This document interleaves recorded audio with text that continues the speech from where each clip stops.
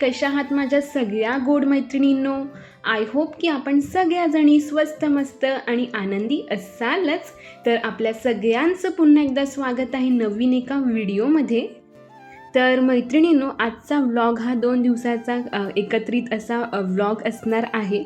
तर इकडे बघू शकता आमचा जो गॅस सिलेंडर आहे त्याच्यामधनं अचानक बोलतात ना, जो काही त्यातला गॅस असतो तो अचानक बाहेर निघत होता आणि आम्ही प्रचंड घाबरलो होतो, मी, आई आणि प्रशिक. आणि त्यानंतर मग प्रशिकच्या बाबांनी व्यवस्थित तो पॅक करून ठेवला आणि त्यानंतर आम्ही जे गॅस एजन्सी असतात त्यांना कॉल करून बोलवलं होतं. तर त्यांनी व्यवस्थित बाटला जो आहे गॅसचा तो चेक केला आमचा आणि प्रॉपर लावून दिला. त्याचा जो रेग्युलेटर असतो तो चेंज केला त्यांनी. आणि खरंच खूप भीती वाटते, लहान मुलं वगैरे असतात घरात. तर प्लीज तुम्हीसुद्धा काळजी घेत जा, वेळोवेळी गॅस जो आहे तो चेक करत जा. नवीन बाटला लावताना विशेषतः आपल्याला काळजी घ्यायची असते. तर आम्हीसुद्धा नवीनच बाटला लावत होतो, त्यावेळेस पूर्ण गॅस जो आहे तो पूर्ण असा बाहेर निघत होता. पण लकीली काही झालं नाही कोणाला. तर व्यवस्थित गॅसचा बाटला वगैरे लावून झाला. आणि त्याच दिवशी इकडे अंगणातली जी काही आमची मोठी मोठी झाडं आहेत, आता हे आमचं दरवर्षीचं एक्स्ट्राचं काम वाढलेलंच आहे. अंगणामध्ये जी काही मोठी झाडं आलेली आहेत त्याच्या फांद्या अशा पद्धतीने आम्हाला कापाव्या लागतात. कारण की वरच्या जे काही टेरेस पत्र आहे तिथपर्यंत, त्याच्या वरपर्यंत ह्या फांद्या गेलेल्या असतात. आणि आपल्याला माहिती आहे पावसाचा आपण काही अंदाज नाही लावू शकत. वादळ वारं खूप मोठ्या प्रमाणात असतं जुलै ऑगस्टमध्ये, सप्टेंबरमध्ये सुद्धा.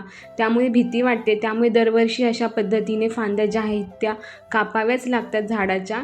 तर इकडे माझ्या मिस्टरांचे काही मित्र आणि मिस्टरसुद्धा झाडं जे आहेत ते कापत होते.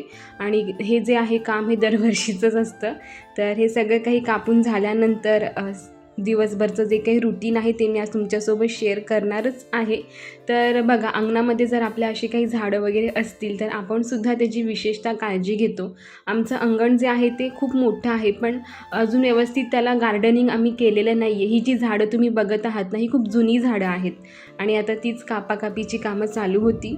आणि संध्याकाळी बघू शकता इकडे प्रशिक त्याच्या आजीची काळजी घेत असतो नेहमी. आजीच्या पायांना मलम वगैरे लावून देणं, डोळ्यामध्ये ड्रॉप टाकणं, हे त्याची कामं रोजची ठरलेली असतात. आणि तो आजीने फक्त असं सांगितलं ना की माझं पाय दुखते, लगेच तो क्रीम काढणार आणि पायाला लावून देणार, असं त्याचं ठरलेलं असतं.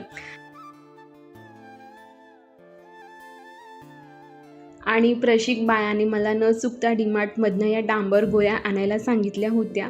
आणि तो न चुकता त्याच्या कपाटामध्ये ह्या डांबर गोळ्या ठेवत आहे. या कपाटामध्ये त्याचेच कपडे असतात आणि आईंच्या कपाटामध्ये डांबर गोळ्या असतात, माझ्याही कपाटात असतात. तर त्याचं म्हणणं आहे की मी पण माझ्या कपाटात आता ह्या डांबर गोळ्या ठेवणार आहे. तर त्याचं हे नेहमीचं असतं, जेव्हा मी डीमार्टला गेली ना की तो आठवण करून देतो. आणि तिकडनं आल्यावरती त्याचं हे काम ठरलेलं असतं की व्यवस्थित त्याचे कपडे जे आहेत ते त्याला लागतात ठेवलेले. आणि त्याने व्यवस्थित डांबर गोळ्या वगैरे ठेवलेल्या आहेत त्याच्या कपाटामध्ये. तर असं त्याचं नेहमी काम जे आहे ते ठरलेलं असतं. आणि ही जी शिडी आली होती तर त्याच्यासोबत त्याचं खेळणं बागडणं सुरू होतं, जी झाडं कापायला आणली होती. तर थोड्या वेळामध्ये तुम्हाला दिसेलच की आम्ही कुठेतरी निघत आहोत. तर मी आणि प्रशिक निघालो आहोत माझ्या माहेरी, म्हणजेच प्रशिकच्या मामाच्या गावाला.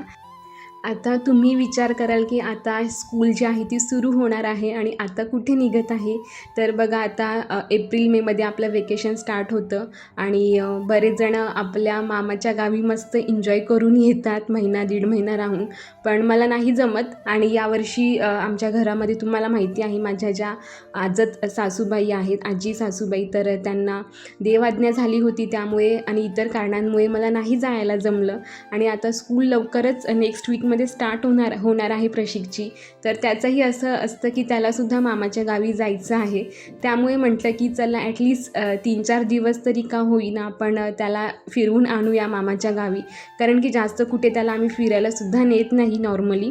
तर आता स्कूल जेव्हा चालू होईल तेव्हा त्याचं फिरणं वगैरे तर होणारच आहे रोजच्या रोज. पण म्हटलं आपण 4 दिवस तरी का होईना जाऊन येऊया, तेवढाच थोडासा चेंज त्यालासुद्धा मिळेल.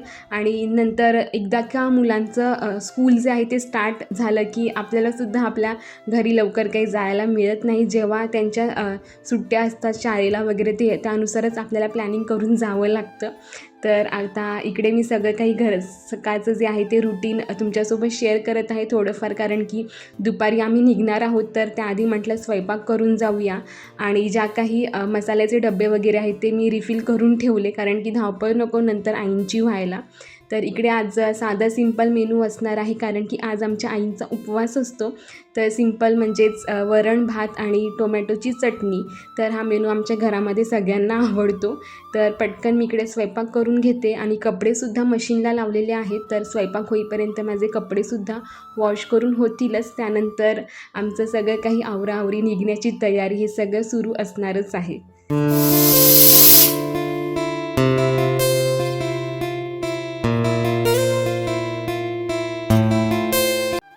तर किचनमधलं बऱ्यापैकी म्हणजे सगळंच काम जे आहे ते माझं आवरलं होतं. तर म्हटलं आता छान असं आई आणि मी चहा घेतो. आम्हाला दोघींनाही चहा जो आहे तो आवडतो, पण खूप कमी प्रमाणात चहा पिणं आम्ही प्रेफर करतो. तर आता मस्त चहा घेते आणि त्यानंतर बाकीची उरलेली जी काही कामं आहेत ती मी करते, कारण की कपडे जे आहे ते छान असे मशीनला फिरून झालेले असतीलच, तर ते सुकायला टाकते. आणि त्यानंतर बॅग तर काय जास्त भरायची नाही आहेत कपडे त्याच्यामध्ये, कारण की फक्त 3-4 दिवसासाठीच आम्ही जात आहोत. तर ते सगळं मी करते आणि त्यानंतर तुम्हाला नेक्स्ट व्हिडिओमध्ये भेटते, म्हणजेच माझ्या माहेरी. तर तिकडे काही जास्त काही मी शूट केलेलं नाही आहे. 1 ते 2 व्हिडिओ शूट केलेले आहेत, तर ते सुद्धा मी तुमच्यासोबत नक्की शेअर करेन. तर आय होप की तुम्हाला हा आजचा छोटासा स्वीट अँड सिम्पल व्लॉग नक्कीच आवडला असेल तर प्लीज छान छान कमेंट्स करा, लाईक करा, शेअर करा आणि भेटूया अशाच एका छानशा व्हिडिओमध्ये. तोपर्यंत काळजी घ्या, भेटूया लवकरच. बाय.